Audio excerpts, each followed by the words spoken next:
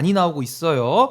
코스피가 3년 6개월 만에 3,000선을 그냥 뚫어버렸습니다. 그렇습니다. 시원하게 뚫어버렸는데 하늘을 찔러버렸죠. 예, 와, 코스피 5,000 시대 가능할까요? 우리 오현재 부위원장님 어떻게 보십니까? 저 사실 가능할 거라고 봐요. 왜냐면 이게 지금 단순히 이제 대통령께서 취임하신 이후에 주식시장 활성화 의지를 보여주신 것만으로도 지금 벌써 3천을라는 엄청난 수치가 나왔기 때문에 이후에 실질적으로 이제 이전에 후보 시절에 공약을 했던 예. 뭐 상법 개정안을 통해서 소수주주에게 불리하게 운영되고 있는 기업 지배 구조를 변혁시킨다든지 뭐 상법 개정 네, 그렇죠. 그리고 뭐 예. 주가 조작 범죄 같은 것도 완전 뿌리 뽑겠다고 했잖아요. 이런 것들이 실질적으로 또 운영이 되면은 당연히 3천보다 더 위로 올라갈 수도 있지 않을까. 또 대외 변수에서 뭐 안 좋은 게 터지지 않는 한 저는 가능할 거라고 봅니다. 아니 근데 지금 이게 뭐 중동 지금 이스라엘 이란 전쟁도 있고 뭐 러시아 우크라이나 전쟁도 아직 끝난 것도 아니고 뭐 관세로 굉장히 대외 불확실성이 높은데도 불구하고 그렇죠. 지금 이런 성과가 초반에 났기 때문에 상당히 좀 고무적인 건데 경제는 심리 아닙니까? 그쵸. 우리 봉 지금 위원장님 어떻게 보십니까? 그래서 그 경제는 심리라는 걸 좀 말씀을 드리고 싶었던 게 이 지금 말씀드렸던 대로 중동에서 계속 전쟁이 이루어지고 있고 유가가 계속 치솟고 있기 때문에 굉장히 국제 정세상 안 좋은 상황이기도 하고 예. 또 트럼프발 관세와 관련된 내용들이 굉장히 세계 경제를 휘청거리게 불확실성을 높이고 있는 부분들이 있잖아요. 그럼에도 불구하고 대한민국의 증시만 치솟고 있는 이 환경을 어떻게 분석을 해야 하냐라고 생각을 해봤을 때는 어쨌든 경제 부양과 관련된 기대감이 있기 때문에 우리나라의 소액주주들뿐만 아니라 외국인과 기관 투자자들까지도 국내 증시 시장으로 몰려오고 있다라고 봐야 되는 부분인 건데 예. 이거는 기본적으로 우리가 대통령과 이번 민주당 정부가 어떤 메시지를 내느냐를 넘어서 이제 민주당과 이재명 정부에 대한 신뢰도가 그만큼 국민들과 외국인 투자자들에게 있기 때문에 저는 가능한 일이라고 생각을 하거든요. 예. 이제 과거에 생각해 보면 윤석열 정부 당시에 무슨 고래한다, 무슨 뭐 석유 캐낸다 이런 얘기하고 시추 네, 석유 맞죠, 시추 맞죠? 대왕고래 예. 프로젝트 한다, 뭐 대통령 직접 나와서 발표하거나 아니면은 뭐 온갖 무슨 기업 규제들 다 풀어줘서 부자 감세하고 막 한다라는 어찌 보면 시장에 있었을 때는 기관 투자자들이나 외국인 투자자들에게는 호재일 수 있는 이야기들이 계속 있었음에도 불구하고 계속해서 증시는 떨어졌거든요. 그렇다는 거는 윤석열과 국민의힘 정부에 대한 신뢰도가 없었다는 거죠. 그 메시지를 던진 메시지를 정책으로서 지킬 수 있다는 확신이 국민들과 투자자들에게 없었던 건데 예. 지금 이재명 정부와 민주당 정부는 물론 집권 초기이기 때문에 좀 더 많은 신뢰를 보내주시는 감사함도 있겠습니다만 기본적으로 이재명은 말하는 건 지킨다. 그렇기 때문에 증시 부양책, 경제 부양책들이 이재명과 민주당이 한다면 반드시 이루어질 것이라는 기대감이 전 세계적으로 퍼져 있기 때문에 이제 전 세계의 경제 위기 속에서도 우리 예. 증시만 올라가고 있는 게 아니냐라는 생각이 좀 들고 그러니까 있습니다. 어떻게 보면 이제 정부 정책에 대한 신뢰를 이제 시장에서 먼저 반응을 보내주고 있는 아주 긍정적인 네. 상황인데 네. 이재명 정부가 국민주권 정부의 그 신산업 정책이라고 할까요? A, B, C, D, E, F로 요약을 잘 하셔서 이제 대선 기간에 약속을 네. 많이 하셨는데 A가 AI, AI B가 바이오, C가 이제 컨텐츠, 이제 문화산업이죠. 문화산업이죠. D가 이제 방산, 디펜스, E가 이제 AI와 함께가는 에너지 고속도로, 그리고 F가 이제 팩토리, 이제 스마트 팩토리와 같은 이런 스마트 공장 같은 네. 부분들을 제조업에 도입을 하겠다. 결국 핵심은 AI 같습니다. 이 맞습니다. AI와 관련된 산업에 국가가 또 집중 투자를 통해 가지고 기업이 그 위에서 경쟁할 수 있는 네. 이런 뭐 민관 협력 구조라고 할까요? 뭐 대만의 TSMC도 생각이 나기도 하는데 이런 이재명 정부에 대한 산업 정책 뭐 이미 시장에서 좀 반응하고 있다 이렇게 볼 수 있을까요? 네, 아무래도 전략 산업에 대해서 국가가 적극적으로 투자 의지를 보이는 것 자체가 일단 주식시장에 긍정적 영향을 미친 거니까 그것 예. 점도 100%이 삼성 코스피에 반영된 결과가 아닐까 그렇게 생각합니다. 그 어제죠 이재명 대통령께서 울산 AI 데이터 센터를 또 찾아갔습니다. 이제 지방 행보로는 이제 울산을 선택을 하신 건데 이 데이터 센터를 AI 데이터 센터를 울산에 이제 유치하는 문제 거기다가 이제는 기업에서도 AI를 아주 적극적으로 도입을 맞습니다. 하고 있기 때문에 이 AI에 대한 이재명 대통령의 진심 좀 어떻게 평가하십니까? 그러니까 일단은 첫 지방 일정으로 울산에 있는 AI 센터를 방문하신 것 자체가 굉장히 큰 의미가 담겨 있다라고 보는데 어쨌든 이재명 대통령이 예비 후보 당시에 본 후보 등록되기 전에 첫 번째 일정으로 AI 스타트업인 퓨리오사를 방문을 하기도 했었죠. 퓨리오사. 네, 그 이후에 예. AI 발전과 이런 미래 산업 발전에 굉장히 많은 투자를 하겠다라는 의지를 표명을 하기도 했었는데 울산 AI 센터라고 한다면 울산은 지금까지 대한민국 경제, 현대중공업이라던가 대한민국 경제를 지금까지 견인해 왔던 곳 아니겠습니까? 예. 그러니까 지금의 오늘날의 대한민국을 만든 곳이라면 AI 센터라고 하면 그날에 또 SK가 7조 원을 투자하기로 약정을 했던 날이더라고요. 기업들의 적극적인 투자 유치를 통해서 대한민국의 미래 먹거리로 발전을 해야 될 산업이 AI이기 때문에 예. 대한민국을 지금까지 만들어 왔던 현재가 있는 공간에서 대한민국의 미래를 외치는 그런 퍼포먼스가 되지 않았을까라는 그런 메시지를 던지지 않았을까라는 생각이 들고 또 무엇보다도 이재명 대통령 저기 나오는데 네, 이 울산에 지금 최태원 네. SK 회장 네. 예, 같이 가고 있는 장면입니다. 네, 이렇게 보이고요. 또 무엇보다도 많이들 모르시는데 김민석 총리 후보자는 또 대구에 있는 AI 센터를 방문을 했더라고요. 그렇군요. 그래서 예. 이제 양쪽에서 보면서 어찌 보면은 민주당 정부에서 약간 소외된다고 느끼실 수도 있는 곳들이지만 지금까지 대한민국의 경제와 산업을 발전시켜왔던 그 곳에서 이재명 대통령과 김민석 총리 후보자가 대한민국의 미래를 외쳤다는 것 자체가 굉장히 첫 지방 일정으로서 큰 의미가 있는 방문이 아니었을까라고 생각합니다. 그러니까 이제 반도체 이후가 이제 AI로 이제 네. 그 어떻게 보면 산업의 성장이 좀 몰리게 될 것 같은데 요즘 학교에서도 AI를 좀 많이 쓰지 않습니까? 또 어느 정도로 현역 많이 대학생이. 공부되어 있습니까? 일단 저도 AI 많이 쓰거든요. 안 쓰는 사람이 없고요. 왜냐 애초에 일단 안 자료 쓰는 조사 같은 거 사람이 없다. 자체도 사이트별로 다 이 기존에는 찾아서 일일이 했어야 한다면 이제는 챗GPT 같은 것들을 그냥 검색하면 쫙 한꺼번에 월 나오니까 2만 원 내고 그냥 쫙 예, 뽑아 그쵸. 먹는 거죠 이제. 안 쓰는 사람이 바보다 약간 바보다. 이런 분위기여가지고 다들 야. 네. 월 2만 원이면 사실 그냥 예. 밥 한 끼, 밥 피자 한 두 끼 정도, 판, 피자 한 판. 그쵸. 예. 거하게 먹는 밥 한 끼 안 먹으면 되는 건데. 한 번 안 시켜 먹고 말지 약간. 네, 그러니까 제가 대신에 예전 숙제를 많이 네, 숙제를 많이 도와주니까. 그러니까 제가 예전에 지금 대학원생인데 대학원 교양 수업에서 예. AI와 미래 산업인가요? 뭐 정확히 기억은 안 나지만 아하. 그런 걸 받은 적이 있어요. 예. 그런 수업을 들은 적이 예. 있는데 거기서 챗GPT 활용법을 배웠습니다. 실제로 어떻게 질문을 어떻게 해야 하는가부터 시작해서 그 프롬프터 짜는 것들을 가르쳐 그리고 주죠. AI를 가지고 노래 만들기, 뭐 그림 만들기 이런 것들까지도 해본 적이 있었는데 예. 정말 A부터 Z까지 AI로 다 되더라고요. 아, 질문만 잘하면 됩니다. 그렇죠. 예를 들어서 내일 오마이TV에서 이런 대본을 줬어. 예. 여기에서 어떤 정도의 분량으로 어떻게 대답을 할 거야? 예. 위트 있게 해주고 이런 말은 빼줘라고 하면 그냥 따다다닥 나와요. 이용 경험이 있으신 거 저는 근데 왜 우리는 이용하는데 매일 절벽에 이렇게 힘들죠? 그 이용을 하는데 왜 이렇게 힘든 거예요 매주? 말문이 턱 막혀서 그거 제가 오늘 AI한테 물어보고 제가 오늘 그거 그 AI 물어보고 절벽을 다음 주에 극복하는 방법도 좀 한번 알아봐 주십시오. 결국 AI에게. 몸을 끌어올리는 건 내 몸의 근육이기 때문에 역시. AI로만 살아남으면 안 된다는 AI도 인간 네. 밑에 있습니다. 네, 지적을 우리 신 변호사님께서 해주신 것 그렇죠. 같습니다. 휴먼입니다. 네, 또 우리는 역시 AI 기술도 멋진 선배님께서 좋은 예, 답을 기술 해주셔서. 주권 우리는 지켜 나갑니다. 저희는 이런 국민 멘트 나와야 주권 되나요? 시대 이후에 기술 주권 알겠습니다. 국민이 주고 갑니다. 우리는. 오. 아니 그 AI 수석 하정우 수석 네, 어떻게 네. 평가하세요? 일단은 굉장히 요즘 화제시던데. 전문성이 있는 분인데 예. 성함이 하정우셔가지고 깜짝 그러니까 예, 아니 근데 그 배우 하정우님을 다르더라고요. 뛰어넘을 정도의 지금 그런 검색량이 막 그쵸. 몰리고 네네네네. 있어가지고 화제를 끌고 있다는 기사도 나가고 있거든요. 네, 그래서 어쨌든 굉장히 많은 기대를 몰고 있는 것 같고 또 어쨌든 예. 여기 있네요. AI 수석 하정우 천만배 하정우 검색 오, 전쟁의 예, 기사가 승자는 나가고 있죠. 네, 예. 하정우 미래기획수석인데 이제 굉장히 많은 저기 나오고 있네요. 강훈식 실장님과 함께 나오고 있는데 굉장히 많은 기대를 좀 지고 있으신 것 같고 어쨌든 AI 미래 수석 예. 이라는 자리 자체가 굉장히 신설된 처음 생겼잖아요. 자리죠. 신설된 자리. 네, 이번에 정부 조직도 굉장히 아하. 많이 개편이 되던 와중에 예. 경청소통 수석과 AI 미래 수석 예. 이 두 분이 굉장히 많은 기대를 모으고 있는데 어쨌든 이재명 정부 국민주권 정부가 나아갈 방향성에 대한 상징이기도 하거니와 예. 실제로 대한민국의 미래 산업과 미래 경제 발전을 실질적으로 견인할 수 있는 부처이기 때문에 이제 굉장히 많은 기대들을 모으고 있는 것으로 예. 파악이 되고 있습니다. 아니 근데 저는 이제 AI 얘기를 오늘 좀 해보려고 하는데 아마 많이 쓰신다고 하니까 네, 공감을 하실 것 같아요.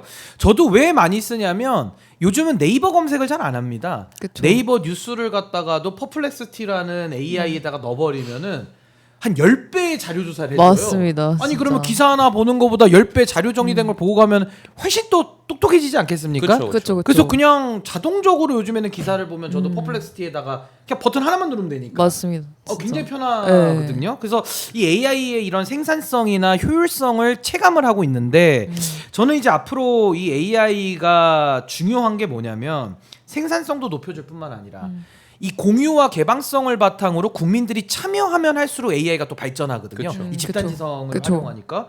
그래서 AI 시대가 이제는 뭐 이미 도래했고 앞으로도 이제 거스를 수 없는 대세 아니냐. 네. 그렇다면 지금 우리 이재명 정부처럼 AI를 A, B, C, D, E, F 중에 가장 먼저 놓고 집중 육성을 해도 이건 모자르다. 맞습니다. 과학기술 R&D 예산 윤석열 정부 때 깎지 않았습니까? 진짜.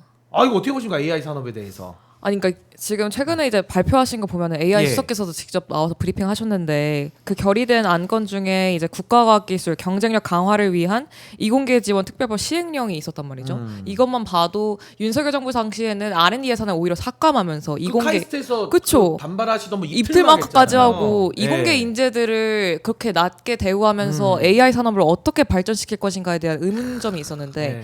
이재명 정부는 출범부터 지금 좀 다르다 태도가 지금 시행령을 제가 좀 살펴봤었는데 막 기존에 조금 불안정한 위치에 계셨던 예. 박사후 연구원까지 세심하게 챙기면서 꼼꼼하게 이 준비를 하셨더라고요. 여기서부터 이공계 인재와 AI 산업에 대한 대통령님의 진심이 느껴진다. 그래서 저는 되게 상당히 고무적으로 보고 있습니다. 아니 그리고 AI라는 게 이제 소통 아까 또 질문법 얘기하셨죠. 네. 프롬프트를 잘 짜야 이제 AI가 답을 네. 잘 주는 건데 윤석열 전 대통령과 이재명 현 대통령의 차이점.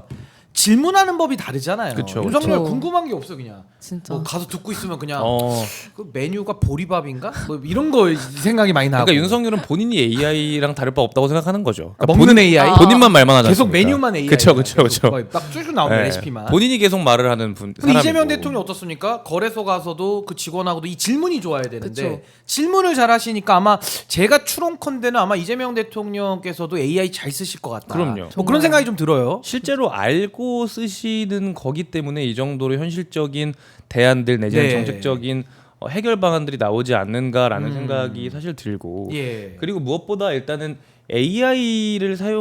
AI라는 것은 기본적으로 우리가 지금까지 해왔던 뭐 코딩 개발부터 시작해서 아니면 뭐 활자 이런 것들은 우리가 직접적으로 우리가 무언가를 익혀서 우리가 선택한 것들을 명령어를 넣어서 예. 우리가 작동을 시켰다면 AI는 기본적으로 인간이 모자란 점을 AI라는 프로그램이 채워주는 첫 번째 시작이라고 저는 생각을 하거든요. 애초에 패러다임이 다릅니다. 예. 근데 이게 정치의 변화와도 굉장히 많이 맞물릴 거라고 저는 개인적으로 생각을 하는 게 지금까지의 정치인들은 국민들 위해 군림했고 그렇죠. 혹은 굉장히 엘리트들 뭐 법조인 옆에서 그런 말이 좀 그렇지만 법조 카르텔도 아, 그런 게 많이 있었고 있죠. 굉장히 예. 많은 좋은 교수들도 학교라고 계셨고 불리는 네. 뭐 그런 학교들의 여러 카르텔들 카르텔. 위해서 국민들을 가르치려 들거나 국민들을 통치하려는 조직들이 분명히 있었다라고 예. 한다면 AI가 발전하면서 일반적인 국민들 저 같은 많이 모자란 사람들도 높은 정치인들 교수님들 법조인들 만큼은 아닐 수도 있겠지만 그와 준하는 정도의 정보 검색력을 가지거나 아니면 그와 준하는 정도의 무언가 퍼포먼스를 낼 수 있는 걸 보조해 줄 수 있는 게 AI인데 그렇죠. 이제 그 AI라는 것이 지금까지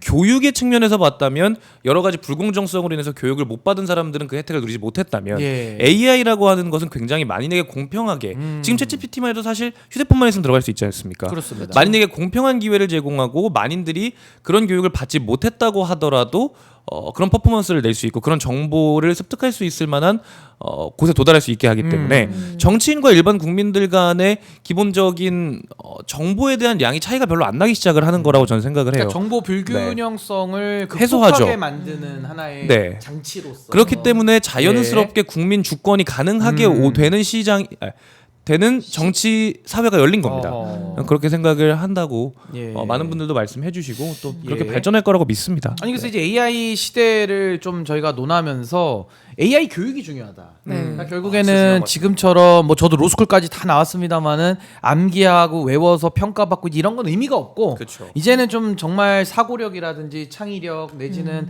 질문하는 방식이라든지 정리하는 능력 뭐 그걸 표현하는 방식 뭐 이런 능력들을 이제 앞으로 더 키워나가야 되기 때문에 네, 맞아요. 이 교육 체계를 완전히 다 뜯어고쳐야 된다. 맞습니다. 이게 굉장히 전 중요할 것 같고요.